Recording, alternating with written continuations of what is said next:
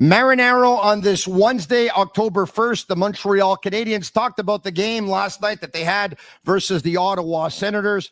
We're going to hear from Marty St. Louis regarding Florian Jackeye, regarding the new mentality of the team, regarding the Cousins/on Demidov. Carrier weighed in on what kind of game he thought it was. Doc talked about the Sabrango cheap shot.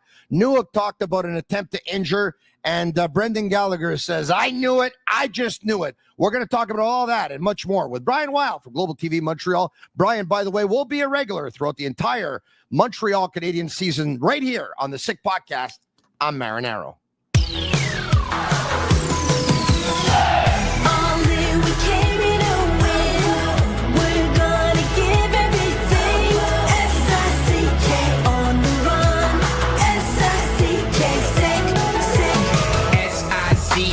It's the sickest podcast. Tune in for the audio, or you can even watch back. Giving players all the props, or put them on blast. We don't give no hot takes, only talk facts. We're giving all our devotion, riding high on this wave of emotion. Going all out, yeah, cause this is our time. No, ain't no stopping us till we reach the finish line. All in, we came here to win. We're gonna give everything. S-I-C-K on the run. S-I-C-K, sick. On fire, we're ready to fight. We'll bring the house down tonight. S-I-C-K on the run. S-I-C-K, sick. Play it on the car ride, play it when you lounge. X and O's, you know that we can hold it down. Shout out to my man Sammy, got it off the ground. And to all the listeners tuned in right now, got debates, analysis, and speculation. This is sports talk for the new generation. You know where to find us, got a reputation. Sick Podcast, your #1 sports destination. Giving all our devotion, riding high on this wave of emotion. Going all out, yeah, cause this is our time. No, ain't no stopping us till we reach the finish line. All in, we came here to win. We're gonna give everything. S-I-C-K on the run. S-I-C-K, sick. On fire, we're ready to fight. We'll bring the house down tonight. S-I-C-K on the run. S-I-C-K, sick. S-I-C-K, it's the sickest podcast. Tune in for the audio, or you can even watch back. Giving players all the props, or put them on blast. We don't give no hot takes, only talk back. S-I-C-K, S-I-C-K, S-I-C-K, S-I-C-K, S-I-C-K, S-I-C-K, S-I-C-K, S-I-C-K, S-I-C-K, S-I-C-K,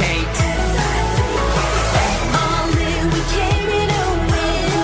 We're gonna give everything.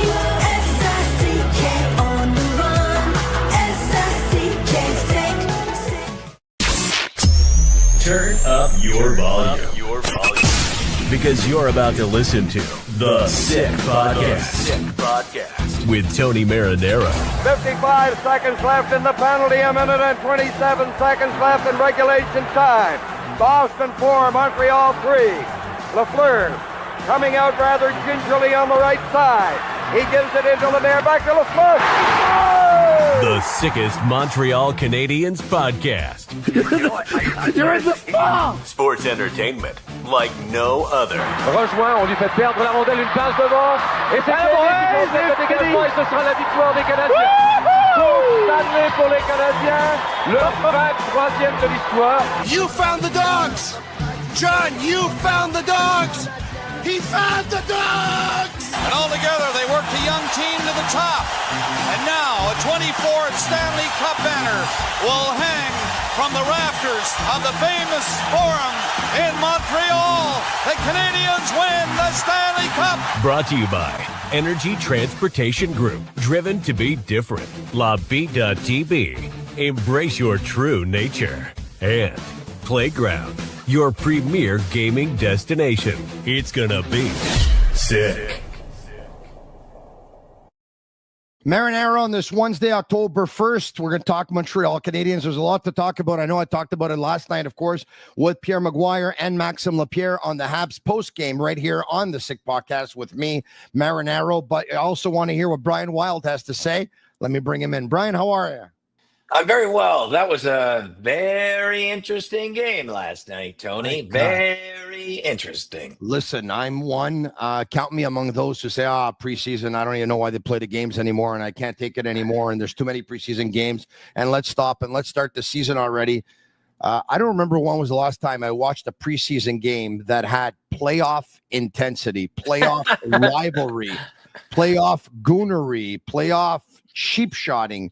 That game last night, playoff goals, that game last night had everything. Really, it had everything. It reminded me of a contest a long, long time ago. I'm sure you'll remember that there was a line brawl between the Boston Bruins and the Montreal Canadiens. And 5 guys were going at it, and all 5 Montreal Canadiens guys got the crap beat out of them by 5 Boston Bruins. Included in that was a guy I talked to the next morning inside the locker room, Yaroslav Spacek, who said he looked terrible and wished that he didn't have to be a part of something like that. This Montreal Canadiens team is not that Montreal Canadiens team, Tony. It's been a long, long time that when there was a line brawl, Montreal Canadiens fans didn't have to watch it like this. Well, I'm going to take it a step further because you talked about a line brawl that happened with the Canadiens in Boston versus the Bruins. How about the line brawl that happened in the playoffs between the Canadiens and the Senators back in 2013? That's right. Another one. Ryan White versus Jared Cowan. Francis Bouillon versus Zach Smith. Travis Moen versus Chris Neal. Jared Tenorti versus Chris Phillips. And Colby Armstrong, who fought as well. I'm trying to figure out who it was. But Colby Armstrong fought as well versus Matt Cashin. So there's a line brawl for you. Yeah, and when was the last time, and we'll ask Montreal Canadiens fans too that are watching right now, when was the last time you can remember that you didn't have to shield your eyes when the Canadiens were in that type of game that they were last night? Do we have to go all the way back to the era of Chris Nyland and Larry Robinson? Like, how far back do we have to go before the Montreal Canadiens were the tougher team, the team that you were afraid to face? When they had Nyland and Kordic. That's it. Yeah. It's a long, long time. But with the Jackeye brothers bringing what they brought, and Struble brought what he brought, I mean, he absolutely pummeled his men. And it's been a long time. And I'll tell you what, like, we're sitting here in a sort of glorifying hockey fights in a little way here, if you think about it, you know, the way we're talking about it, the tone we're giving. But I feel this about it. If you're going to allow hockey to have fighting, then you better have fighters. If it's a part of the game, intimidation, then you better be on the right side of the intimidation game, because in the long run, when you win the intimidation game, you take the steps necessary to win the overall game. It's not Saturday night that's coming, and the next time these two teams face each other, that the Montreal Canadiens are going to be afraid. It's the Ottawa Senators that are going to be afraid. Right? Yes. Stützle is already planning his dives. Well, I got to tell you, so, of course, the Canadiens are going to take on the Senators again for the last preseason game, which is going to go Saturday night in Montreal. I think Shane Gaumont on Master Control has something. The Senators recalled a bunch of players from Belleville: Tyler Boucher, Hunter Shepard, Jorian Donovan, Oscar Peterson, Xavier Bourgault, Thomas Amara, Dean Washteruk, and Scott Harrington have been recalled. And you know what? They probably want to play these guys because they don't want the other guys to get hurt. It's not dumb, actually. It's the thing to do. I think there's still an effect where you have to dress so many veterans or whatever. But if I'm Marty St. Louis, remember last year there was an agreement that was made, Marty St. Louis, I think, was it not versus the Ottawa Senators, where they said, hey, you know what? Why don't we keep our best players out of this game because we don't want them to get hurt? Last night, Demidov almost got hurt. I mean, Cousins flashed him, and he tried to take off his head right before that. Yeah. And, Hudson had a cheap shot. And you know what? Jaden Struble tried to take off, was it Xhekaj's head, I think, or whatever. But there were some cheap shots in that game last night. And if you're a fan of either team, you're saying, oh, man, no, not to our player, not to our player. You don't want that player to get hurt. And, it begs the question. Last night was an amazing game to actually create a rivalry. But if 3 or 4 injuries would have come out of that game, we would be singing a different tune today. And we would say it's BS and it's this and it's that. It's Bush League and the National Hockey League is stupid. You have to wonder if it would be a terrible idea if in the preseason East only plays West. Doesn't impact you in the standings, really. Doesn't impact you in the conference. Doesn't impact you in the division. Because two teams that are not only arch rivals, but in the same division, and both are going to be battling for a playoff spot. And you figure if I take out their best player, they might not make the playoffs. That's a dangerous game. Yeah, and it's only going to be about cost. The only reason that wouldn't happen is just the cost and the travel of it. They'd rather not spend that kind of money. But it's a good idea because, you see the rivalry created the other night, and it's going to be quite a rivalry this season. And to look what the Senators have done for what their preparations are with all those call-ups from Belleville, pretty obvious what kind of lineup on Saturday night is going to come from that end.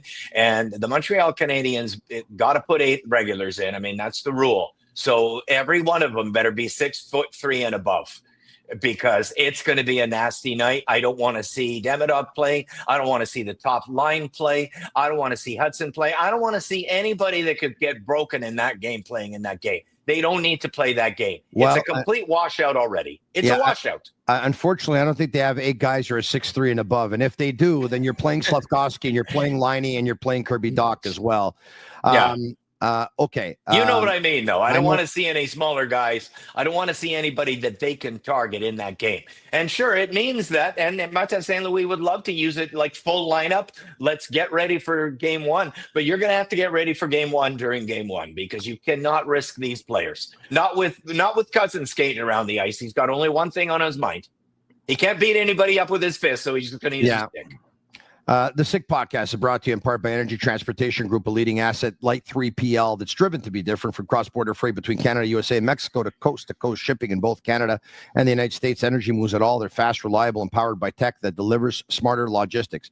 If you need a real partner in transportation, contact the team at sick@shipenergy.com. See how Energy Transportation Group is changing the freight game. I also want to talk to you about Playground because Winning Wednesday is the ultimate midweek experience for players age 50 and up. You could have started your day earlier this morning with a $5 breakfast as of 7. You take your shot at winning your agent cash with hourly draws until 3 p.m. And don't forget to claim your free play available until 10 p.m. Wednesdays were made for winning only at Playground. So if you forgot about all that earlier today, make sure you go out there on next Wednesday. A shout out as well to Bittt Tibi, their new ultra lager, refreshing, thirst quenching beer, perfect for those cool fall days with only 90 calories, 2 grams of carbs, 4% ABV per can, available in a pack of 6 and 12 in grocery stores all around the province of Quebec. Ultra light, ultra refreshing. Pierre Maguire last night told us what he thinks. Max Lapierre told us what he thinks. I gave my opinion. Brian is here to give his. But first and foremost, why don't we hear from Martin St. Louis regarding this new mentality, Montreal Canadiens. Mais comment on s'est comporté comme pack, tu sais, là. On a resté ensemble. Le côté physique, robustesse, là, mais qu'est-ce que j'aime encore plus, c'est comment on a joué au hockey ensemble en pack. Je trouve qu'on a joué vraiment un excellent match. Puis on était là pour un pour l'autre. All right, there you have it. Marty St. Louis says, basically, we had that pack mentality, right? And we played one for one another, and we played for each other, and that's what we had. We had that pack mentality. Brian, good teams have this pack mentality, and the Canadiens haven't had it for a while, and it looks like they're trying to put it together now. Yeah, and Martin St. Louis is the right guy for that. He knows how to bind people together. He knows how to make everybody kind of have a mentality where the greater good is more important than the individual goal. And he's done that throughout his career, and he's a great coach at it too. I expect that they're going to stand up for each other. And again, taking it from the perspective of the hockey fan absolutely loves that, man. They absolutely love that. I mean, that's one of the greatest things. Like when you're a fan of a sports team, when you see that they care about each other, you just jump right on that. You feel like you're a part of that. You're on the bandwagon. You want to enjoy it every night. And if they have that pack mentality, and again, I'm looking at this from an historic perspective. I've covered the Montreal Canadiens since I got here in Montreal since 1995, basically on a daily basis. And for me to see that they can be the team that has the pack mentality, because you can have a pack mentality, but have no forces to stand behind it. It's hard to, you know what I mean? Yeah. Like you can say we have a pack mentality, but then if all your guys are 5'8" and they're squirmish, it really is. It doesn't matter. But when you see like Newhook get hit and then Jackeye just goes after the guy, that's the pack mentality. And so you have to have some force to pull that off. And I wonder if Florian Jackeye is getting close to making the team, at least as an extra forward for some of the games when pack mentality, is the nice way to say we're going to need some fists for this one. When McEwen hit Jake Evans and put him over the boards, both Jackeye brothers jumped into it. And Arbor was swinging, by the way, even with the glove on. So speaking of Florian, what does Marty think? Yeah, but I don't necessarily think he is a source of that need for sure in terms of how he plays. He plays a heavy game, but he also can fight.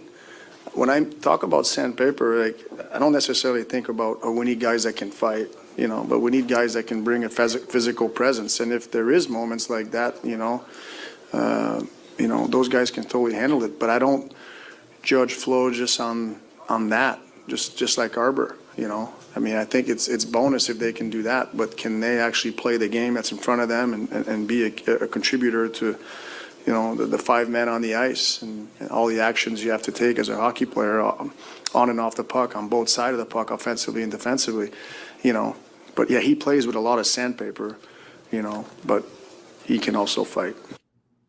He plays with a lot of sandpaper. He can also fight. What do you think of what Marty thinks of the way Florian plays? Brian, when you watch him, everyone knows he's got NHL toughness, and everyone knows he's got NHL size, and everyone knows he's got NHL physicality, and everyone knows he's got NHL nastiness. Can he play NHL hockey, though? Is he an NHL player when you see him? Well, maybe I'll say he's not quite an NHL player yet, but I'll tell you what, the thing is, I always go back to this in the last couple of years. The thing that just hit me so hard was Paul Maurice saying when he was in the playoff battle with his Florida Panthers and his team was up 3, he would say to them, stop trying to make plays. You're driving me crazy with your effing trying to make plays. Hammer their D. Hammer them. So that when we get to game 7, they got nothing left. They got nothing left. And what is that all about over an 82-game season and then a playoff series when it gets to game 7? It's about Florian Jackeye. If you can be on the 4th line in the National Hockey League and finish the score at the end of the game at 0-0, but you hammered their D all night, you helped Nick Suzuki make it 1-0. You helped Demidov make it 3-2.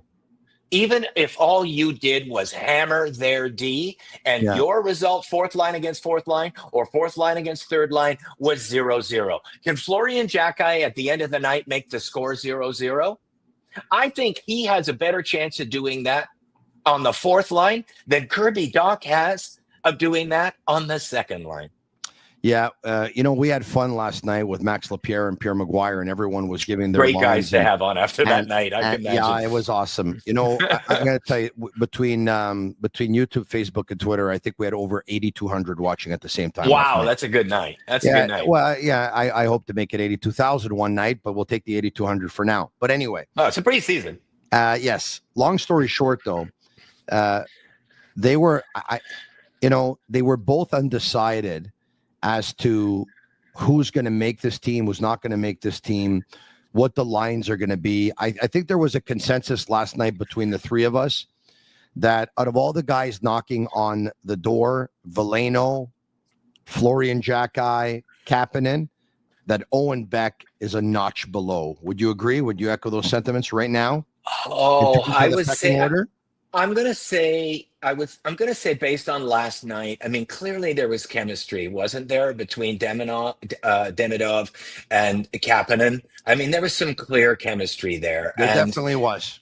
And that's vital because, like, everybody looks at Dach as the 2nd line. But what if Kapanen is so good with Demidov and Newhook that's the second line, right? And then Laine's on the third line. Like, there's nothing, like, if somebody's great, they can take the reins. It doesn't have to be written in stone. I mentioned last night you can number the lines all you want, but Kapanen, Exactly. Demidov, and Newhook last night did not play like a third line.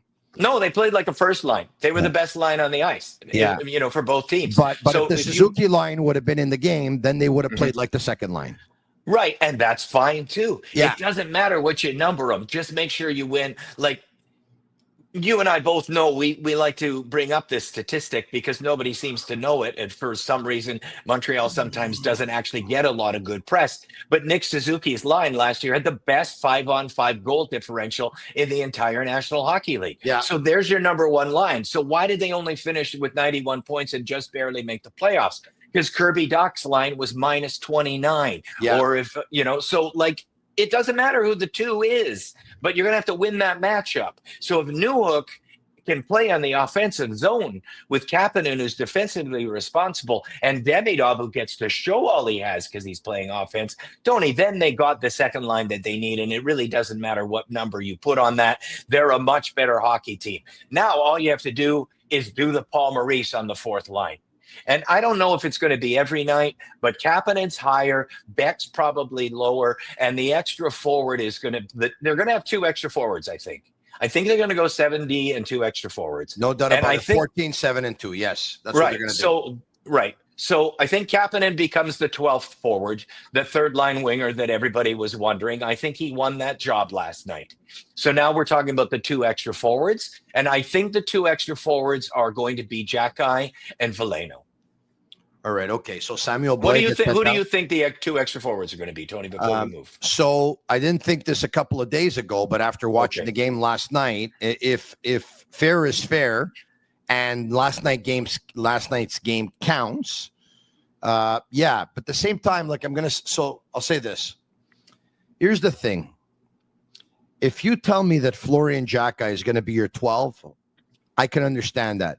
If you tell me that Florian Jackeye is going to be your 14 and he's going to play 2 games in every 6, isn't he better than Laval? And you call him up when you think it could be a physical game? Yeah, that could be too. Because he can clear waivers, right? Yeah, that could be too. What I mean is he's waiver exempt. He doesn't have to go through waivers. Correct. Yeah. Yeah, and he's still improving his game, so you could definitely make that argument for sure. I won't dispute that. You can also make the argument that he can develop his game with Adam Nicholas, and when they're practicing in Brassard, and he's practicing against NHL players. But you can't always study. You got to take the exam every now and then, and he's gonna have to play some games. Yeah. But like when we talk about like when somebody's trying to improve their game, like obviously to me, the ones that need the seasoning in the American Hockey League for sure the most are defensemen who have to understand how to make a lot better reads. That's why you're down in the American Hockey League. You're learning, Logan Mailloux, how to make better reads. And if you don't get better at that, you eventually get traded. And then the other one is number 2 is as a center. Again, you're looking, how do I own that 200 feet of ice better and read plays? So I've always thought as the American Hockey League in terms of how much seasoning do you need is more about how you learn to read the game. Now, how much does Florian Jackeye need to learn how to read the game? Like, how much does he improve down there compared to a center and defenseman? I don't know. I don't know the answer to that question. You know what I mean, though? Yeah. I mean, like if you were saying, Brian, it's a defenseman, I would say, great point. The discussion's over. You're right. The defenseman needs a lot of reps. And I would say the same thing with a center. A center needs a lot of reps. He's got to learn how to read the game. Like even Suzuki learned how to read the game while in the NHL. Everybody gets a little bit better at it no matter what league they're in, right? And so, but as a winger, like, it's not the skill set that you improve tremendously in the American Hockey League per se, if you're the style of player that Florian Jackeye is. You know what I mean? Like nobody thinks he's going to turn into a 35 goal scorer just because he spent one more year in Laval.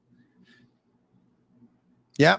No, I get Right? it. I get it. Yeah. I get it. So I do think his ceiling is. I think his. I'm not going to call it really high, but I think he's a player who could actually surprise us at the National Hockey League level. Like To the point of 15 goals? To the point of that if he scored 20 one year, it wouldn't shock me. Wow. Okay. And do you think he can get to that promised land better if he played this season in Laval? If he plays game in and game out and they play him 15 minutes a game, yeah, probably. Well, then that's probably what you should do, because, like when I look at it, they're going to have a good season, but until they get this 2C issue done with, until that second line is +10, +20 instead of -30, the team is limited. Would it be impossible that one day the Canadiens can give Florian spot duty on a wing with Demidov? And I know he's a centerman, by the way, but he can also play wing. Yeah. Would it be impossible to think that he can get spot duty? I think that's something that's going to happen. They're going to Semenko him like Gretzky. Yeah, because you know what? Maxime Lapierre. That was all about protection. Yeah, Maxime Lapierre has been talking about putting Josh Anderson with Demidov for quite some time. And I don't know if I want to see that 82 games a year. Josh is a good player, but I think he's very, very much a north-south player. And I think Demidov likes to go east-west. So I'm not so sure how they're going to mesh, how they're going to blend together. But look, if they play when they play on the road, and all of a sudden, you don't have last line change, and the other team is probably putting someone out there to make Demidov pay a physical price. Right. I wouldn't mind if the Canadians spot Anderson in there every now and then, and I think it would make sense. Yeah, but when the game doesn't warrant that type of Ottawa Senator type mentality, it was pretty obvious that he really enjoyed Newhook's speed. The puck was getting up the ice because of Newhook's speed, and he really enjoyed the cerebral nature of Kapanen. It was finally we got a chance to see him really looking like he should, with all of his talent, 5-on-5. You brought up Newhook's name. I'm going to get to it in just a second. Not before I talk to you about Souvlaki Authentique. Montreal knows good food. Nothing hits like Souvlaki Authentique. Every stick of Souvlaki is marinated fresh. Every pita is packed with flavor, and the potatoes twice fried and finished with that signature lemon sauce. Comfort food, Greek style, family run, flavor packed. Proud to serve Montreal. Go to souvlakiauthentique.com to find your nearest location and bring the taste of Greece home.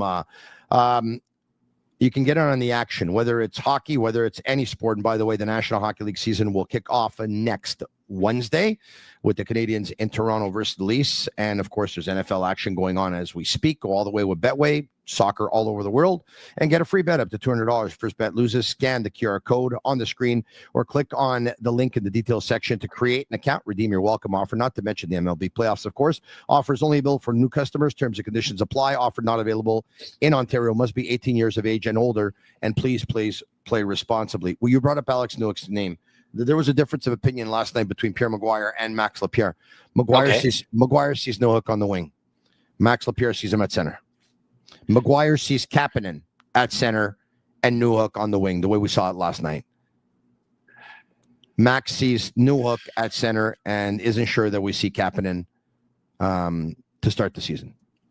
Oh, wow. I think Kapanen won the job last night for sure. I think the chemistry that line had, and maybe it comes down to night that could, if the line is really being great together, they could change assignments, like even during the game. They could change who does the face-off based on what side it is. I mean, I think that line has everything going for it in terms of flexibility for Martin St. Louis, who ends up being the more cerebral player. Because today's NHL is so different than 10 years ago. I mean, everything is so much more fluid than it used to be, right? Like in the offense, you just go, where the puck is so much more than you used to, and go into free lane so much more than you used to. It's only defensively that you worry about it, and who carries it up sometimes can change based on, who gets the outlet pass. It's so different. I can see it being really fluid, and both take that assignment depending on the night, depending on even the shift, who starts it at center because of where the faceoff is. Yeah, no, I definitely hear you on that one. All right, okay, let's go back to Marty St. Louis, because there was a cousin slash on Demidov, tried to rip his head off right before that. What did Marty have to say about it? There's no need. There's no need for that.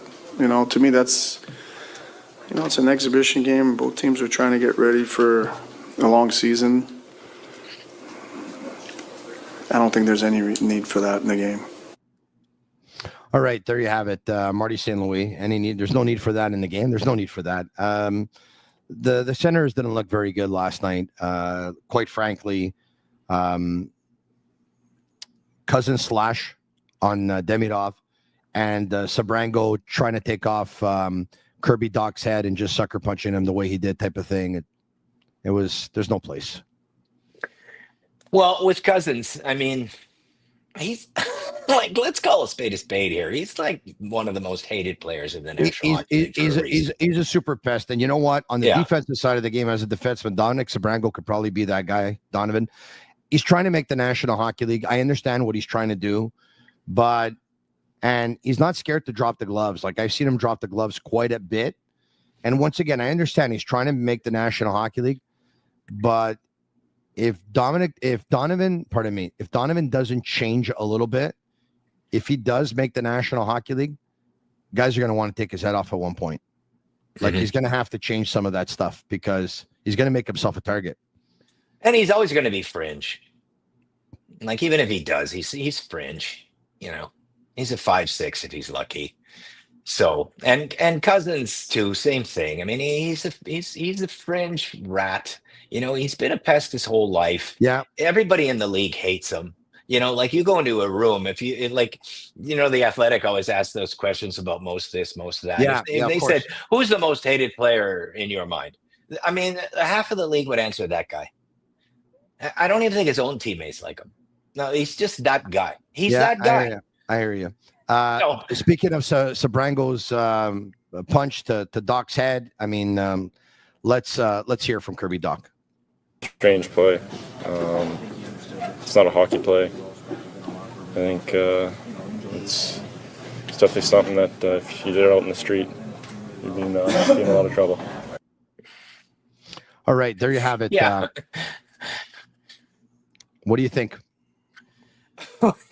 Well, there's a lot of stuff that in the NHL, if you did on the street, you'd be in a lot of trouble. A lot of stuff. Yeah. But, you know, like, Dach is in a difficult position there when he's asked about that because, I mean, he wants to go off, of course, right? You know, so he's trying to keep it like there's another part of that clip where he says it's a man's world and it's a man's game. And it is. I mean, like, if you're not ready to compete and if you're not ready to face the consequences of what type of craziness can happen in the NHL, then you don't belong. So he answered that as well as you can. I'm sure he'd like to say F that guy. If I get a chance to kill him, I will. Or if somebody else kills him, that'd be great. Because, you know, Dach's trying to get back in the game here, right? Like, I mean, how many more things can happen bad to Dach? Mm-hmm. Right? Can you imagine if that guy lands and he gets a concussion or something terrible happens in terms of Bertuzzi type of action? You know, I mean, we would be talking very differently today. And if Dach is like really, really frustrated considering what has happened to him the last 2 years, and then that guy goes after him when he's just trying to get to the regular season healthy for a change and make it through the first 2 weeks, you can understand where he's coming from. Yeah, you definitely can understand where he's coming from. And you know what? He's been injured so much over the last couple of years that when I saw him get punched like that last night, and I saw him hit the ground, I'm like, oh man, don't tell me he got hurt again, type of thing, right? Yeah, exactly. But and you know what? It's Kirby Dach could take care of himself, eh? Mm-hmm. They're lucky they didn't wake a sleeping giant in Kirby Dach, because you remember last year with Ridley Gregg? Yeah. Man, remember when he hit him and then all of a sudden he dropped the gloves with him and he tried to, like, when the wires touch. He's a big man. Kirby Dach's he's a tough guy. When the wires touch. Yeah. Yeah. That's a good expression. When the wires touch, he's a pretty tough guy. All right. Brendan Gallagher, by the way, he knew it the second he saw the roster. Let's hear from him. You know, it's nice to come to Quebec City. It's nice to play in front of these fans. Obviously, I mean, listen, you see what kind of lineup their coach wanted to play. It is what it is. We were aware. We thought we did a pretty good job of sticking up for each other and just playing hockey. So it's what we're here for. You know, if they want to do other things, that's fine. I thought we did a good job tonight. Brendan Gallagher, short but sweet, huh? You know what? Yeah, and absolutely.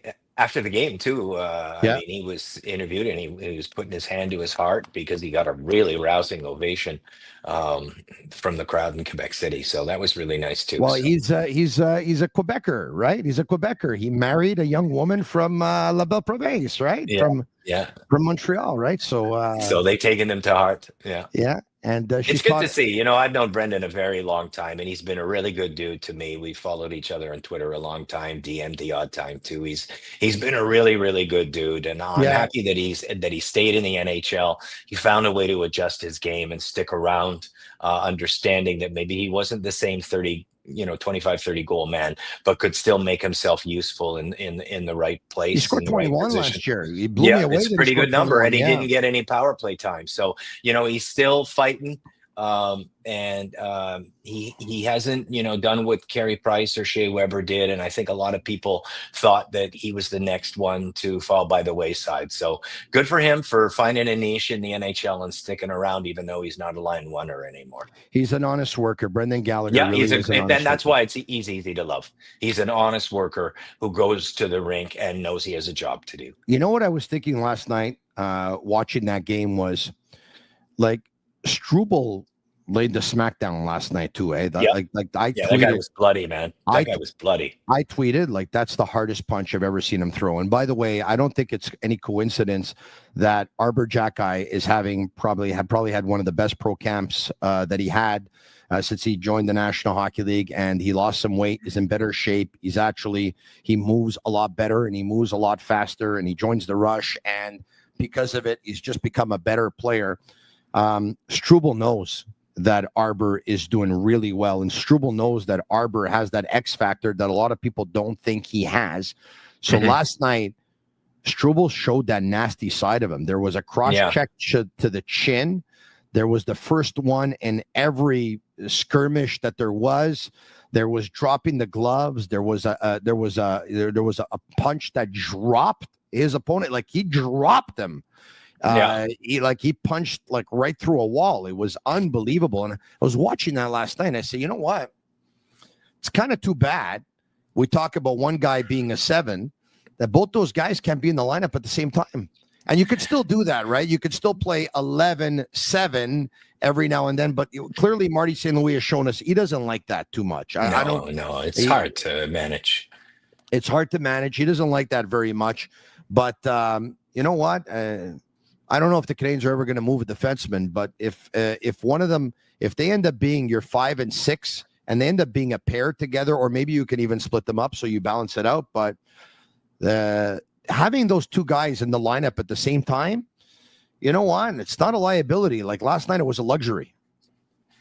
Tony, it's not something that people have talked about a lot in this preseason, but this is a way better defensive core than last year. Like, you got to remember that Carrier joined halfway through the season for one. Savard was having difficulty with speed a lot last year as his game started to really degrade. Jackeye is a better player this year. He is Arbor. I think Struvel's a better player too. Exactly. And Arbor is processing way faster than he did last year in the game. He seems to be processing his decisions at an NHL level now. I've seen a much better player this camp. He's making the right choices all the time, showing a bit of a computer brain now out there where he had struggled with that before. And when you consider what their D-core looked like on game 1 last year, an inexperienced Lane Hutson, you weren't sure about it.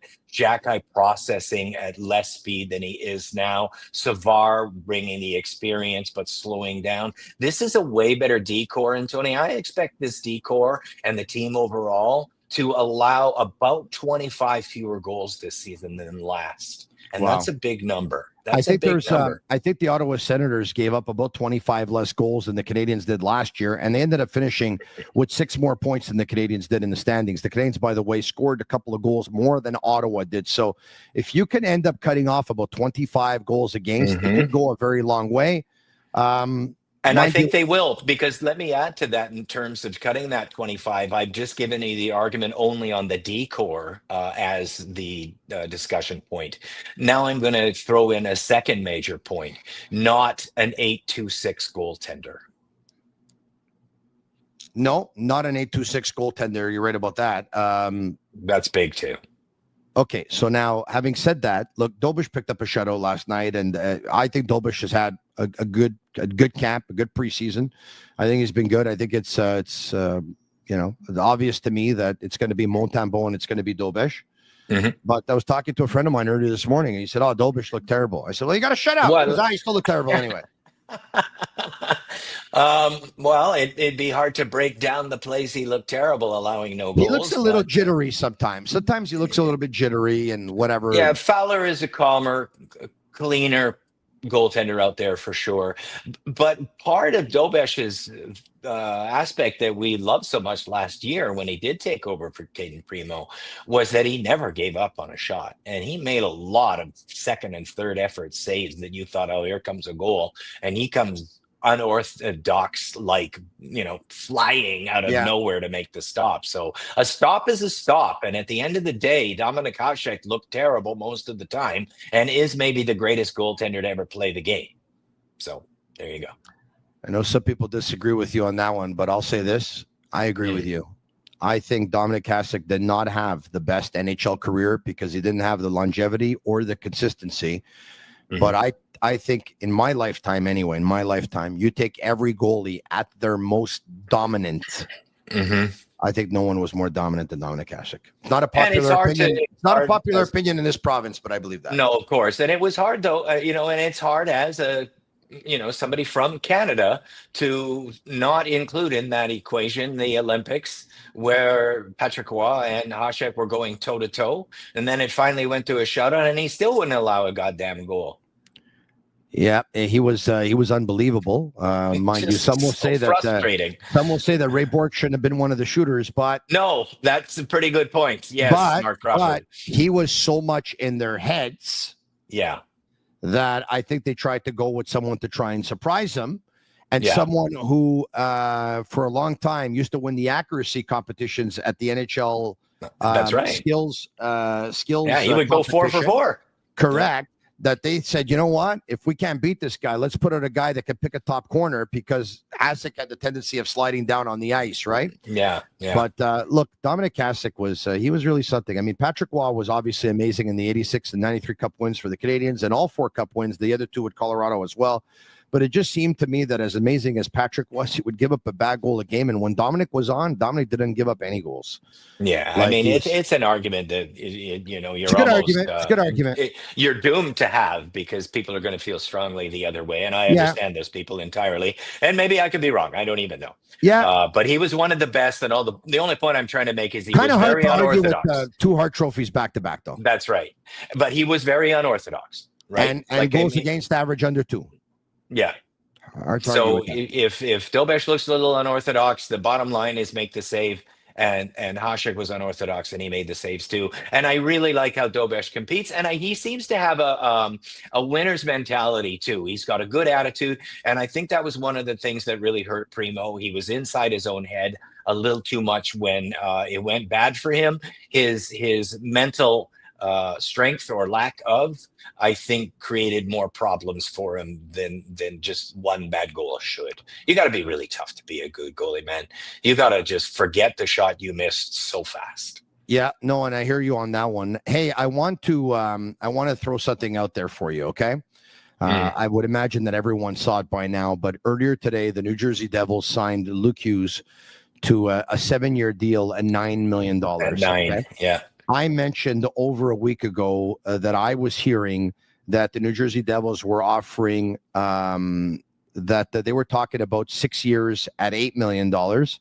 And I believe that to be true because there's two offers that were made in the last 24 hours that were refused, and they finally came back with another one and ended up settling on 7 times 9.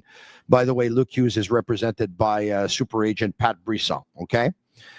I want to talk to you about Luke Hughes' numbers, okay? Right. Luke Hughes, in his first year in the National Hockey League, he had 47 points. He was minus 25. You with me? Number. Yep. Okay. In his second year in the National Hockey League, which was last year. Okay. Luke Hughes last year had, let me just go down here. So he went from 47 points in his first year to 44 points in his second, minus 25 in his first year, minus 9 in his second year. Okay. Lane Hutson was minus 2. He greatly improved his team compared to the year before when he wasn't there. He helped guide them into the playoffs. He led all Montreal Canadiens point getters in points in the playoffs. He tied a league record in the history of the National Hockey League for the most assists in a season by a rookie defenseman. He had more assists than any Montreal Canadiens player, and he finished third in points in the regular season. A 66-point season for Lane Hutson. Brian, if Lane Hutson doesn't sign anytime soon, and he signs next year around this time when Luke Hughes did, after 2 full seasons in the National Hockey League, and Lane improves on the numbers that he had this year, which I expect him to, if given every opportunity to do so, how much, Brian, how much would you, not what the Canadiens are willing to pay him, because clearly I have a feeling the Canadiens haven't been willing to, I have a feeling the Canadiens have not offered him the contract that Luke Hughes signed, which is 7 times 9. Okay? Brian, how much would you pay him right now? Would you wait until next year? And if next year he picks up more points, how much money do you think he's going to cost you then? How much would you pay him? Well, I mean, I would have tried to sign him already for more than he thought he should be asking for, because we all know that the salary cap goes up. And that means that is like my philosophy, if I were a GM, would be this: as soon as I become sure about my asset, I sign him long term. As soon as I'm confident, that's the player I got. And that's the player I will have for many, many years. So I would have tried to sign him in December of last year, and I would have given him 10 then. And now now I realize I'm gonna probably have to give him 10, 5, or 11 if I wait till next year. Because if Hughes is getting 9, Hudson is getting 10. Now nobody wants to hear this. And by the way, one person in the world said to me, "Are you trying to tell me that Lane Hutson is better than Luke Hughes?" Yes. He was at the World Juniors, and he was in the National Hockey League, and he was in his rookie season better than Luke Hughes was in his second full season. Let's put the cards on the table. I don't know if people watch hockey the same way. One's a very good defenseman, very good skating defenseman. Another one's a phenom. Folks, stop. Let's put the cards on the table here. So let's play a game, you and I. I'm Lane Hutson's agent. I'm Sean Coffey. And you are the general manager of the Montreal Canadiens. You're not Kent Hughes. You are Brian Wilde. I'm Sean Coffey. You're Brian Wilde. Brian, Mr. General Manager, we would be happy with an 8-year, $10 million per season contract, because we want to be Montreal Canadiens for the next 8 years, and we want to win here. Let's do that then. Let's sign there. That's right it. now. That's it. I would do that. Of course I would do that. And, like the Caulfield deal, the Suzuki deal, the Slavkovsky deal, all of these deals are such good deals. Like Kent Hughes did an outstanding job. He read the market. He saw the low point of the market, and he signed everybody he believed in long-term. Well, Suzuki was the Marc Bergevin contract, but yes. Okay, pardon me. So you've got all of these guys, moving forward, and now he's got Dobson signed too moving forward. I mean, he's building a nucleus, and Lane Hutson has to be a part of that nucleus. It's as simple as that. And it's a simple question. If you give, and I understand Dobson 6 years in the National Hockey League, and he was only going to make a deal happen if he would get the contract that he wanted, and his agent had to sign the contract, blah, blah, blah, blah, blah. I understand that. It's a simple question I'm going to ask you. If Dobson got 9.5, should Hudson get 10? Just say yes. Yes. Yes, of course. Yeah, but the thing is, like, everybody has to come to this number. Like, you brought up this number a long, long time ago, and I had some people text me when you did that were really knowledgeable hockey guys that thought you were like $1.5 million too high. Okay? But, like, let's wait on this. You're not going to be wrong. You were just ahead of your time. Like, I think it was March, maybe you said that. Yeah. And everybody was like, oh, and you could see all of the messages coming down. Yeah, March, I said I would sign up to an 8-year deal at $10 million a year. Exactly. Eyes closed. Exactly. And then you could see all the comments coming down the side of the YouTube thing, like, this guy's crazy, this guy's out of his mind. That's okay. Like, all you were was 6, by the way. Yeah, but all it is you were 6 months ahead of the curve. Because the last thing that people understand in the hockey world, many reporters, and I don't include myself among them in this one, I consider myself ahead of the curve on this, understanding that the future is always a cap that's higher, and every fan is always $1 million to $2 million lower than the actual ends up, because we never want to believe that the guy is going to make that much. We always want to believe that somehow Ken Hughes is going to convince him to sign for lower, that he's not going to want the Montreal Canada discount or whatever, because he's going to be in Canada with a high tax bracket, and he's an American. And so it's not even going to be easy. He's got to want to play here. You're fighting against that sometimes, like Matthew Tkachuk and I'm not saying that Lane's in that ballpark, but it's a part of the equation all of the time. This isn't Nashville. It's Montreal. So when you pick that number, you're smart to even add $1 million there, depending whether it's Nashville or Canada. So is 10 out of the question? No, 10 is not out of the question. It seems high, but if Luke Hughes can get 9, Lane Hutson can get 10. If Luke Hughes can get it in America, then he needs it in Canada. That's just the way it works. That's the way it works. I wish we were in Nashville, Tennessee, and we never had to have this conversation. And there's another way the world works too, and you want to know what that is? Keep your employees happy. That's it too. Especially your best ones. Especially your rookie of the year that tied an all-time NHL mark, and who has started camp looking fantastic again. You want to know why? Who loves the ice. First one on, last one off. Yeah. You want to know why he's looking fantastic? Because he's fantastic. That's the right answer. Brian Wilde, thank you very much. I'll talk to you soon. Cheers, my friend. Cheers, Brian. There you have it. Special thanks to our sponsors. Betway is one. Souvlaki Authentique is another. Playground is another. La Bittt Tibi is another. And Energy Transportation Group. Special thanks to all of you for watching tonight. If you liked it, leave us a 5-star review on Apple. It's our way of feeling the love. For Shane Gaumont and Master Control, I'll be back tomorrow night. Same time, same place. I'm Marinaro. And that's a wrap. Hope you don't miss us too much until next time. Follow the Sick Podcast with Tony Marinaro on YouTube, Instagram, Facebook, Google Play, and Apple Podcasts. The Sick Podcast is brought to you by Energy Transportation Group, driven to be different. LaVita.tb, embrace your true nature. And Playground, your premier gaming destination.